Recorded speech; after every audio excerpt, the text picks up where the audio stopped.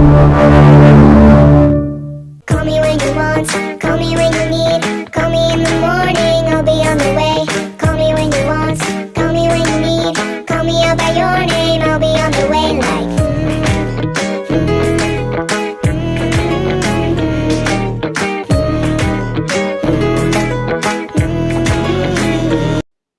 I'm James, I'm Chance. and this is Stereolab. In today's episode, we are going to experience human nature Discover the difference between good and evil. and talk about books. So stick around, and we'll be right back.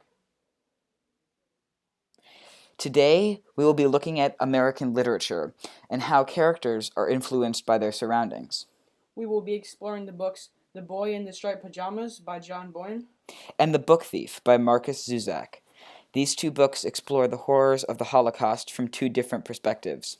These two books talk about the Holocaust, World War II, and two different character experiences. The first book we're going to explore is The Boy in the Striped Pajamas. This book is about Bruno, a boy in Nazi-occupied Poland. His father is the commandant of Auschwitz-Birkenau concentration and death camp. Bruno is 9 years old, and he knows very, very little about the Holocaust. So in this book, it shows how characters change over time, and both good and evil characters. Exactly. So on pages 148 and 149, it is shown that the house servant, Pavel, is murdered by a Nazi lieutenant, Lieutenant Kurt Coulter. At dinner one night, Pavel spills some wine, but that isn't the half of the story. It's presumed by the reader that Pavel is a Jew, and Coulter is just waiting for a reason to kill Pavel. What does this explain about these characters being good or evil?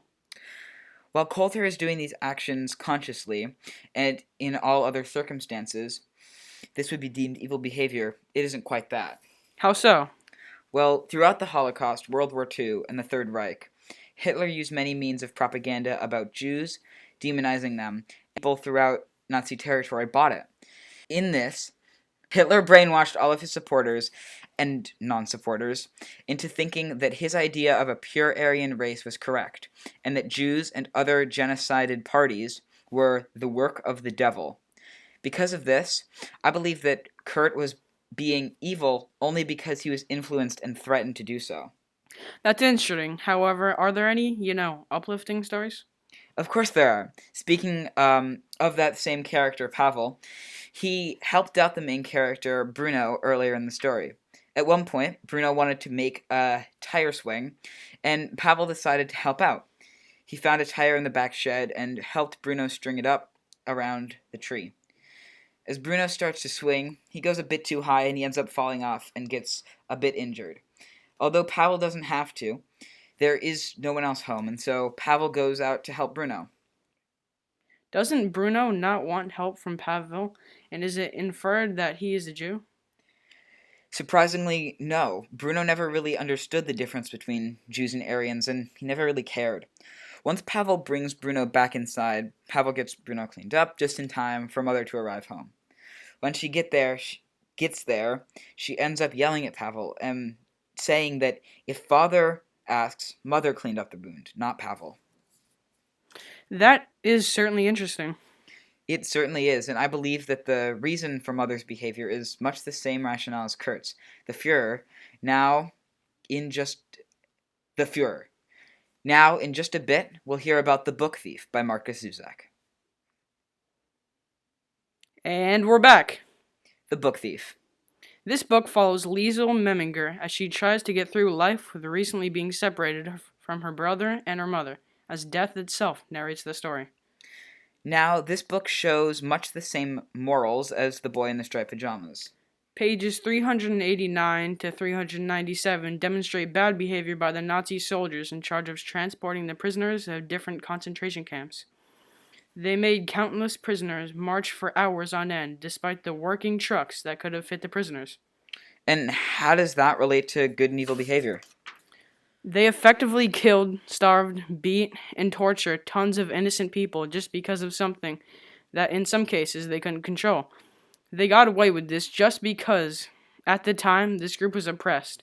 Anybody could think that this is wrong without the circumstances in Germany present in the 1930s and 40s. This shows a lot of interesting information about behavior, but do you have any more, positive stories?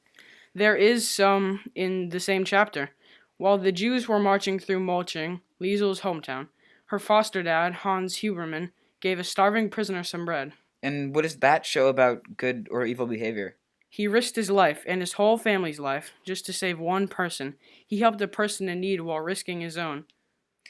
Now, let's explore what all of this means right after this. World War II was a hard time for many. Including the oppressed, and the liberators who fought back against the Nazis. Hitler's rule over Germany and his plan to kill all races he deemed inferior was terrible, to say the least. He was responsible for an estimated 16 million plus deaths. As one of the biggest events in the 20th century, this naturally inspired writers to write all about the horrific events of the Holocaust and World War II. The Book Thief and The Boy in the Striped Pajamas are two novels about World War II that show both acts of evil and of good. Although these books are both historical fiction and the characters aren't real, that doesn't mean that good people and bad people don't exist. Don't live among us. And don't influence us, our decisions, and our actions. And with that, I'm James. I'm Chance. And this this is is Stereolab. Lab.